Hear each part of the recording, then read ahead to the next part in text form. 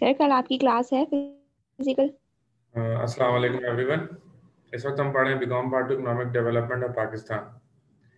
आज हमारा जो सवाल है वो है give arguments in favour and in against agriculture taxation. ठीक है जी। ठीक है जी। अच्छा, कल ईडीपी की भी क्लास होगी और मैनेजमेंट की भी होगी आप लोगों की, तो दोनों लेकर आइएगा, ठीक है। अच्छा, तो अब आगे बढ़ते हैं। सबसे बड़ा अहम सवाल है आज का जो है ना, बेसिकली आज का सवाल ये है कि give arguments in favour and in against agriculture taxation. कि भाई एग्रीकल्चर टैक्सेशन की बारे में बताएं भाई ये क्या होता है।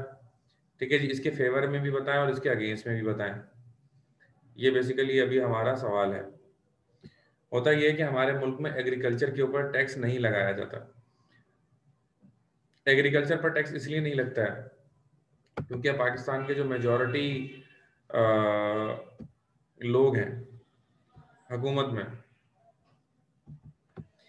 दे basically belongs to government and agriculture. एक तरफ वो गवर्नमेंट के साथ है, दूसरी तरफ एग्रीकल्चर के साथ है। अच्छा देखें, ये गैस पेपर आपका तैयार है, मैं अभी आप लोगों को सेंड कर रहा हूँ, तो मैं वाला दिखा दूँ आप लोगों को।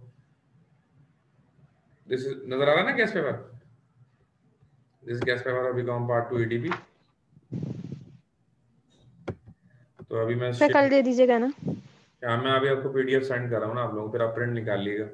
तो कल बेटा शाजी में ये डिस्कस होगा और ट्यूसडे को इंशाल्लाह ये डिस्कस होगा, अल्लाह भला करे, ट्रूमेंट के अंदर। अच्छा, give arguments in favor and against agriculture. Although the opinion regarding agriculture tax has always been divided in Pakistan, but the people who have the understanding of the depth of the problem are of the opinion in majority that the agriculture tax should be levied due to various reasons. अच्छा, अब ये तीन लाइनें जो मैंने पढ़ दी फटाफट, इसका मतलब क्या है कि देखें, एग्रीकल्चर के ऊपर टैक्स होना चाहिए, एग्रीकल्चर के ऊपर टैक्स नहीं होना चाहिए। एग्रीकल्चर के ऊपर टैक्स होना चाहिए या नहीं होना चाहिए, दो बड़े धड़े हैं पाकिस्तान के अंदर। ये समझ लें कि इसमें बस फायरिंग वायरिंग नहीं होती है। अगर फायरिंग वगैरह भी होने लगे तो ये कश्मीर के जितना बड़ा इशू है पाकिस्तान के अंदर, कि एग्रीकल्चर पर टैक्स होना चाहिए या नहीं होना चाहिए। बहुत ज्यादा एक बड़ा हॉट इशू है पाकिस्तान के अंदर। So many committees and commissions have so far been up for this purpose. और बहुत ज़्यादा कमीशंस बने गए हैं इसके ऊपर जो इस काम के लिए मेहनत कर रहे हैं। The commission first time recommends agriculture tax in 1964। और कमीशन जो है फर्स्ट टाइम रिकमेंड, कमीशन ने फर्स्ट टाइम जो एग्रीकल्चर टैक्स रिकमेंड किया था वो 1964 में किया था। यानी कि इसके लिए बाकायदा एक कमीशन बना था जिसने इसकी अपनी सिफारिशात दी थी, और उसने जो है वो 1964 में कहा था कि भाई इस पर टैक्स लगाना चाहिए और हम इस पर जो है वो टैक्स इम्पोज करेंगे। लेकिन ये 2020 आ गया और अभी तक इस पर टैक्स बेसिकली इम्पोज नहीं हुआ है। आगे बढ़ते हैं। But this recommendation could not acquire the approval of national assembly. लेकिन ये जो था ये कभी भी नेशनल असेंबली का अप्रूवल नहीं ले सका। The commission appointed in 1947 recommended ₹2 per produce index unit tax, but it was not accepted। यानी कि 1947 पहली बार जो एग्रीकल्चर के ऊपर टैक्स लगाने की बेसिकली पॉलिसी बनाई गई वो 1964 में बनाई गई। ठीक है जी, लेकिन उस पर भी जो है टैक्स है वो इम्पोज नहीं हुआ था। ठीक है, तो यही चक्कर चले आ रहे हैं भैया, जब से कोशिश की जा रही है एग्रीकल्चर पर टैक्स लगाने के लिए, लेकिन एग्रीकल्चर में जो लोग बिजनेस करते हैं दे आर स्ट्रांग इनफ कि आज तक हम टैक्स नहीं लगा पाए, इतने ज्यादा वो लोग स्ट्रांग हैं। ठीक है जी, but it was also not accepted in 1977। यानी कि देखिए पूरी एक हिस्ट्री चली आ रही है कि कितनी बार हमने इस पर टैक्स लगाने की कोशिश की है। इन 1977 but it was also not accepted. In 1977, the federal government on income from agriculture under Financial Ordinance 1977, the ordinance was also passed in Assembly as the act according to which the exemption given on 25 acres canal and 50 acres irrigated land was withdrawn. But prior to its implementation, the martial law government abolished it and the exemption was restored. ठीक है, 1977 में फिर जो है कोशिश की गई और फिर ये हो गया, लेकिन फिर इसका रिजल्ट क्या आया कि एकदम से 1977 में मार्शल लॉ आ गया, और मार्शल लॉ ने जो एग्रीकल्चर टैक्स लगाया था, मार्शल लॉ ने आती सबसे पहले वो टैक्स उठा लिया वापसी। तो फिर वो बच गए जो इसमें वो काम करते हैं। तो यानी कि आज तक इन लोगों से टैक्स पाकिस्तान कलेक्ट नहीं कर सका है। ठीक है, तो देखें अभी तक तो 1947 से 2020 आ गया है और अभी तक जो है वो पॉसिबिलिटी नहीं हो पाई है। देखें आगे आने वाले वक्तों में क्या होता है। देखें अब सवाल ये कि इन पर अभी तक टैक्स लगा क्यों नहीं है। तो बेसिकली वजह यह है कि इन पर अभी तक टैक्स इसलिए नहीं लगा है क्योंकि जो है वो प्रॉब्लम्स रही हैं हमेशा से। और ये खुद क्योंकि अगर मैं आ जाता हूँ हुकूमत में तो क्या मैं अपने ऊपर टैक्स लगाऊंगा? Being a human being, being a rational person, never, I will never want कि भाई मेरी जेब से टैक्स जाए। तो यही जमींदार क्योंकि हुकूमत में है तो जमींदार कभी भी ये नहीं चाहते कि उन्हें टैक्स जो है वो देना पड़े। ठीक है,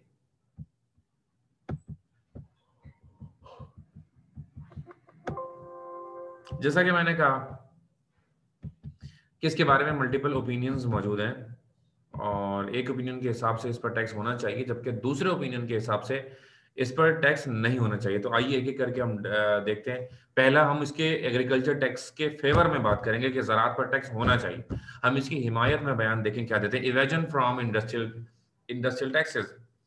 देखिए जी, इंडस्ट्रीज जो होती है ना, इंडस्ट्रीज को भी एतराज भी है। इंडस्ट्रीज को एतराज क्या है कि भाई हमसे सारा का सारा टैक्स जो है ना वो हमसे कलेक्ट किया जा रहा है और ये जो ज़राअत वाले हैं ये बेचारे इनकी सगे हैं। मतलब इंडस्ट्री क्या बोलती है? इंडस्ट्री बोलती है कि हम सौतेले हैं और ये सगे हैं। ठीक है जी, इनसे धड़ाधड़ इनको माफ किया जा रहा है और टैक्सेस टैक्सेस उनसे मतलब नहीं लिए जा रहे हैं और हमारे साथ क्या हो रहा है और हमारे ऊपर धड़ाधड़ टैक्स लगाया जा रहा है। ठीक है जी, ये कौन कह रहा है? इंडस्ट्रीज।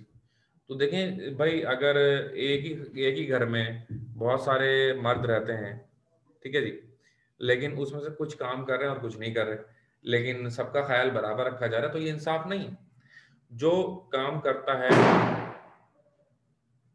अल्लाह रहम करे, उतनी जोर से आवाज आई। जो काम करता है उसको तनख्वाह भी मिलनी चाहिए। ठीक है जी, यही उसूल है। तो evasion from industrial taxes, a substantial number of big farmers and landlords is engaged in the industrial and business field. They declare their industrial income as agriculture income and evade from industrial tax, as no tax is there on income from agriculture.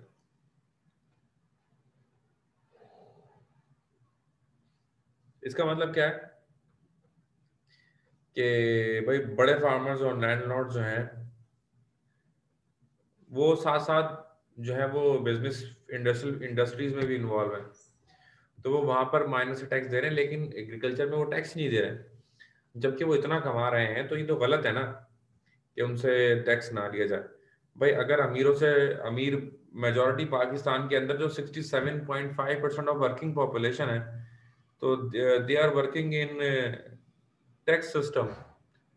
ठीक है जी, 67.5% working population tax system में काम कर रही है। अब अगर इतनी बड़ी तादाद ही अगर हम जो है वो हटा देंगे तो टैक्स हम लेंगे किससे?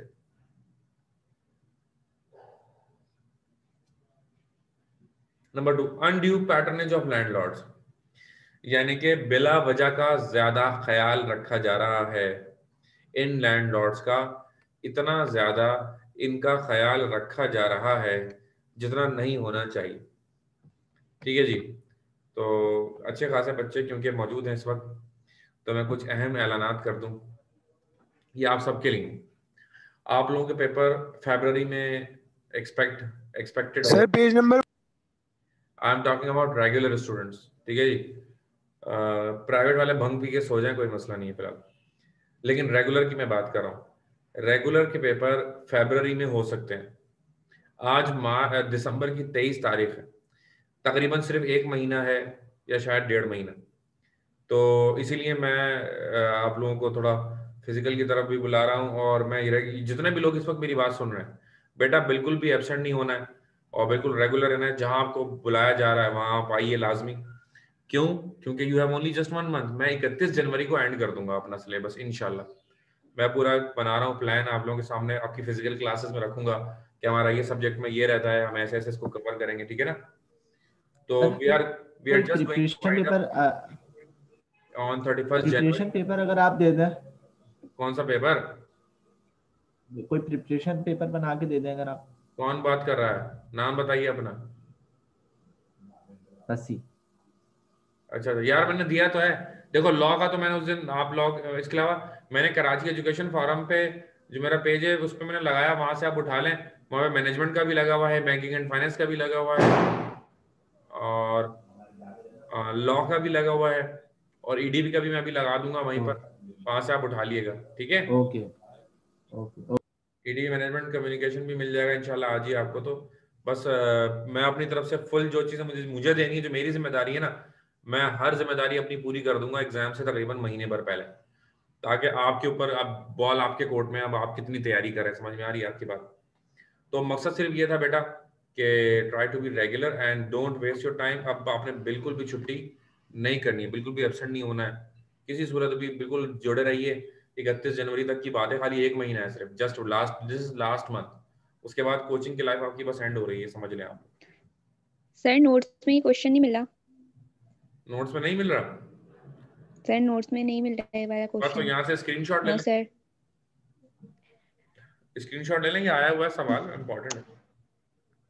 सर पूछ लें, शायद किसी के पास, किसी को मिल गया हो नोट्स में। बेटा सर है बजट एक पेज ने नंबर बोला देखा, 92, बजट के 92 पे है चैप्टर ही में, नहीं। 92 पे तो बजट नहीं के है। चैप्टर में भी देखिएगा और एग्रीकल्चर जी के सर चैप्टर देख में लिया, भी नहीं है देखिएगा। इसमें भी। खैर अभी आप बाद में ढूंढ सर के एग्रीकल्चर में भी नहीं है, उसमें मशीन वाला है। हाँ बस फिलहाल दोनों में देख लिया। स्क्रीनशॉट पे आराम से देखिएगा, नोट्स में होगा कहीं ना कहीं। Undue patronage of landlords. According to the principle of equity, the total population should contribute towards the public expenditure and equal footing of so the tax burden on rich and poor should almost be equal. Moreover, everyone should pay according to his paying capacity. But the fact is that the tax system of Pakistan has given undue exemption from the taxes to jagirdars and waderas, big farmers, ठीक है जी, समंदार्स, etc. तो भाई दुनिया में दो ही बड़े उसूल हैं मेजर जो टैक्स के ऊपर लगते हैं। दो मेजर उसूल हैं दुनिया के अंदर जो चल रहे हैं। पहला उसूल क्या है? पहला उसूल ये है कि भाई सबको बराबर टैक्स देना चाहिए, हर बंदे का एक फिक्स कर दो, वो दे, जो भी कमाओ फिक्स आपने टैक्स देना है, एक तरीका ये। दूसरा तरीका है कि आपकी पेइंग कैपेसिटी देखी जाएगी, जितनी आपकी पेइंग कैपेसिटी होगी उसी हिसाब से आपसे टैक्स लिया जाएगा। तो ये दो बड़े कॉन्सेप्ट हैं पाकिस्तान के अंदर। बेसिकली इन दोनों में से कोई कॉन्सेप्ट अप्लाई नहीं हो रहा है पाकिस्तान के अंदर।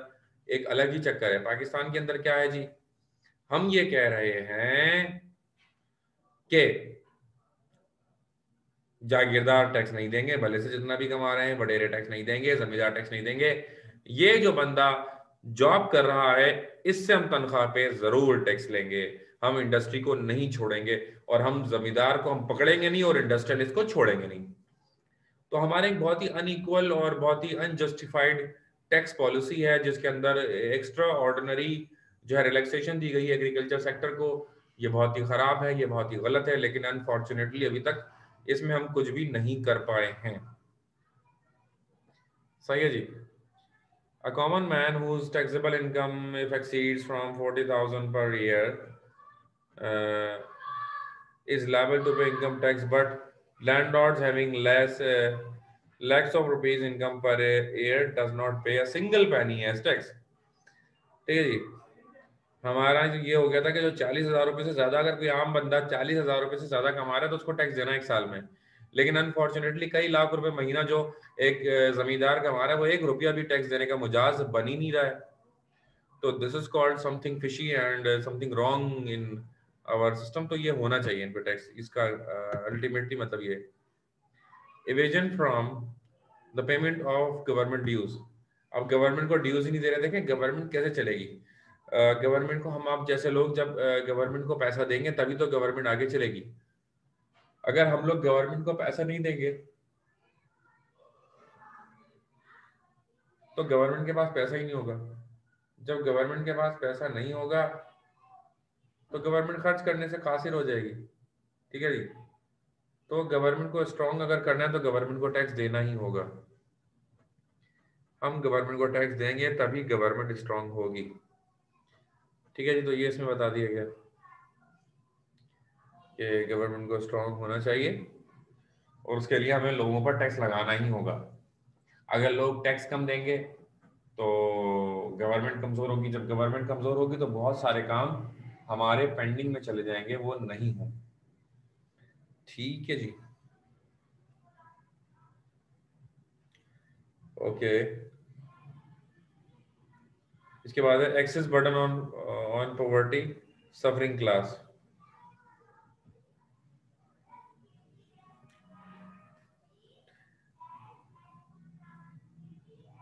पॉवर्टी सफरिंग क्लास कहता है किसने पहले ये सुने? पॉवर्टी सफरिंग क्लास का मतलब यह है कि वो लोग जो अपना खर्चा खुद बर्दाश्त नहीं कर सकते। ठीक है जी, पॉवर्टी का मतलब क्या है? वो लोग जो कि अपना खर्चा खुद बर्दाश्त नहीं कर सकते।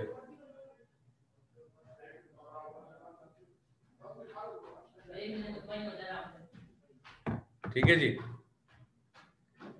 तो exemption from excess of burden on poverty suffering class. Poverty class समझ गए, जिनके पास खाने को नहीं है, तो they are called poverty suffering class, कि जिनके पास खाने को भी नहीं है। With the passage of time both the development and non development expenses are on the increase while the tax base to satisfy them is limited with the government. Consequently, this limited base is subject to every now and then under the every kind of new taxes frequently, which has made the life of common man a curse. ठीक है जी, ठीक है जी। अगर आपके पास chapter नहीं है तो हम प्रोवाइड कर देंगे, कोई ऐसी बात नहीं है, घबराने की कोई बात नहीं है, आपकी सारी चीजें मसले सारे सॉल्व हो जाएंगे। अच्छा जी, तो पहले इसको सवाल को खत्म करते हैं, फिर आगे बात करते हैं इस मामला पे। तो भाई बिजनेस एक हो गया, एक एक्सेस बर्डन है, पुअर्टी सफरिंग क्लास है। पुअर्टी सफरिंग क्लास को गवर्नमेंट सपोर्ट करती है। गवर्नमेंट कैसे सपोर्ट करती है? आपके टैक्स से सपोर्ट करती है। अगर आप टैक्स नहीं देंगे तो हम गरीबों का ख्याल कैसे करें? समझिए ना बात को, समझिए। एग्जाम्पशन फ्रॉम वेल्थ टैक्स से एग्जाम्पशन हो जाती है इनको। फिर ये क्या खरीदते हैं? ये सोना चांदी चीजें खरीदते हैं, तो इन पे हमें टैक्स लगाना ही होगा। ठीक है, हाँ कोशिश करें इतना बिला वजह के मैसेज नहीं करें, आपको पता है फिर मैं क्या कर सकता हूँ। अच्छा बस इतने काफी हैं यार, ये बहुत हो गए पॉइंट्स।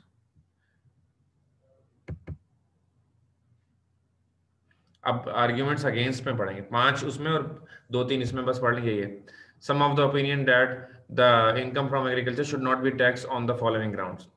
अब कुछ लोग कहते हैं कि भाई इनकम जो है एग्रीकल्चर की, उस पर टैक्स नहीं होना चाहिए। तो वो क्या क्या उनके पास आर्ग्यूमेंट्स हैं वो मैं बताता हूँ आपको। Number 1, discouragement to the farmers. अगर आप एग्रीकल्चर पर टैक्स लगा देंगे तो ये फार्मर्स को डिस्करेज करेगी चीज। जब डिस्करेज करेगी तो ये प्रोडक्शन बंद कर देंगे। जब प्रोडक्शन बंद कर देंगे तो हमारी आवाम को खाने को नहीं मिलेगा, ये लोग भूखे मरना शुरू हो जाएंगे। इसलिए बेहतर है कि हमें हमारे किसानों को डिस्करेज ना किया जाए, ताकि ये, ठीक है जी, ये है बात। ओके, हाँ बेटा मैं आपको लोरी सुनाता हूँ ना, कल आप आइएगा क्लास में। अच्छा, इसके बाद है excess burden on rural population. फिर क्या होता है, जो देहाती हैं बेचारे, उन पर बर्डन ज़्यादा पड़ जाएगा। अगर आप एग्रीकल्चर पर टैक्स ज़्यादा लगा देते हैं तो हमारे देहातियों पर ज़्यादा टैक्स लग जाएगा, उन पर बर्डन ज़्यादा पड़ जाएगा, उनके कमाने के ज़राए कम हैं, उनकी फैमिलियाँ बड़ी होती हैं। तो भाई किसने बोला इतनी बड़ी फैमिलियाँ बनाने को? बच्चे 2 ही अच्छे हैं भाई। खैर, तो एक्सेस बर्डन होता है रूरल पॉपुलेशन पे, ये भी इनका ख्याल है।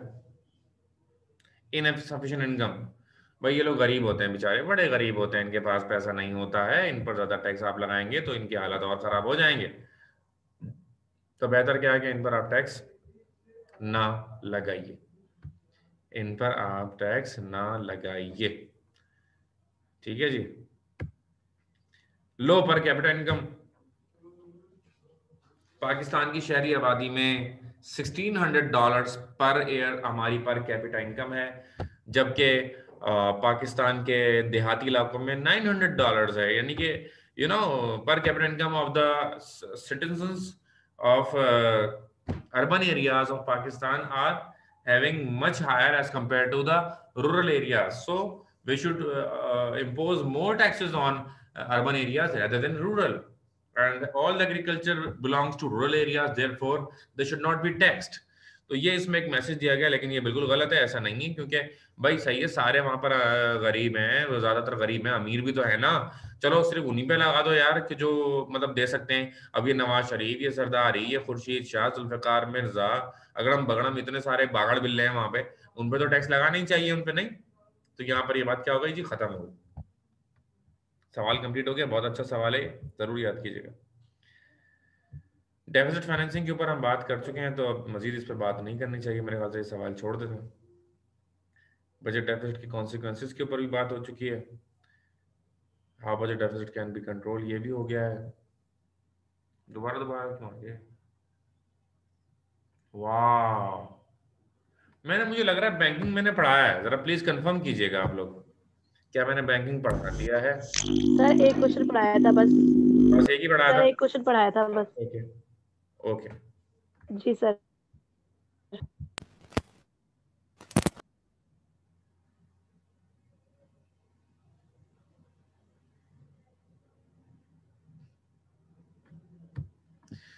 Discuss the role of State Bank of Pakistan in economic development. अभी हम जो सवाल शुरू कर रहे हैं, that is the question of the role of State Bank of Pakistan in economic development of Pakistan. The working of State Bank of Pakistan is not confined to the issue and control of cash and credits, but it plays equally important role in establishing and stabilizing the monetary and credit machinery in Pakistan, which could play a decisive role in resource mobilization. Distribution of these resources into the different production sectors is necessary in such a manner that they could cater the needs of the development of the project of these sectors. The main development sector include agriculture, industry, construction, transportation, energy, etc. यहां तक करेंगे इसको। सही है जी।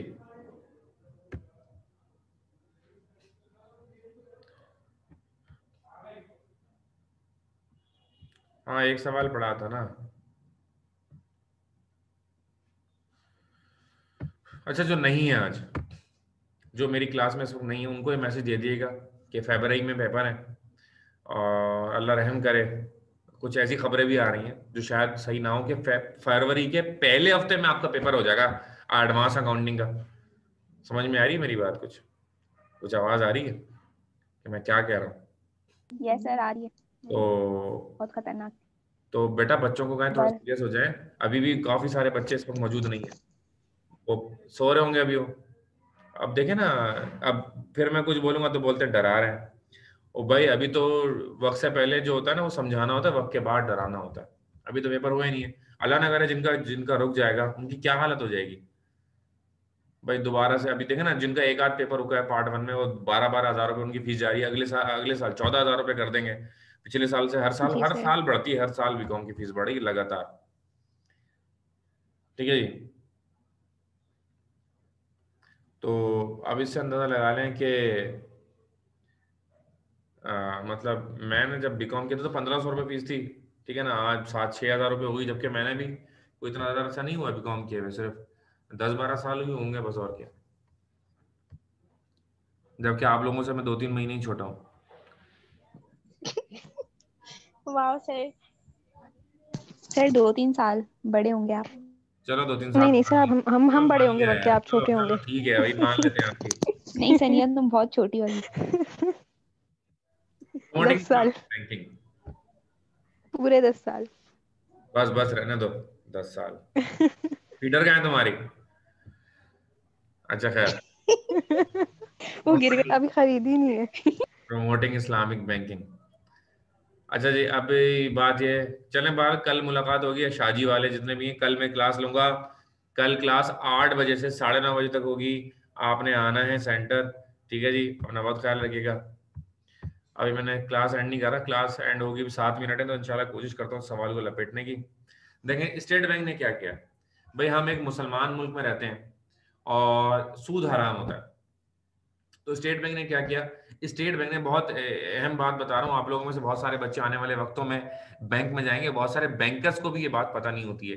हाँ, जो मजे हुए होते हैं उनको सब पता होता है कि स्टेट बैंक ने अब कन्वेंशनल बैंकिंग का लाइसेंस देना बंद कर दिया है। अब स्टेट बैंक कह रहा है कि अगर कोई नया बैंक खुलेगा तो सिर्फ इस्लामी खुल सकता है, गैर इस्लामी कोई बैंक नहीं खुलेगा। यानी कि सूद, और आने वाले वक्तों में तमाम बैंकों को डायरेक्शन है कि आप सब नॉर्मल कन्वेंशनल बैंकिंग आप लोग क्या कर दें, बंद कर दें, और सिर्फ एक इस्लामी बैंकिंग हमारे मुल्क में रह जाएगी और कन्वेंशनल बैंकिंग क्या हो जाएगी, खत्म हो जाएगी। इस पर काम हो रहा है और ये बहुत अच्छी बात है। बहुत सारे लोगों के दिल में ये बात होती है यार हम हराम कमा रहे हैं, तो ये सब ही खत्म हो जाएगा ना, हर सारे बैंक सरकारी इस्लामी हो जाएंगे, सारे मुल्ला बैठे होंगे हर जगह पर, ठीक है ना। तो you know it's very good, ठीक है जी।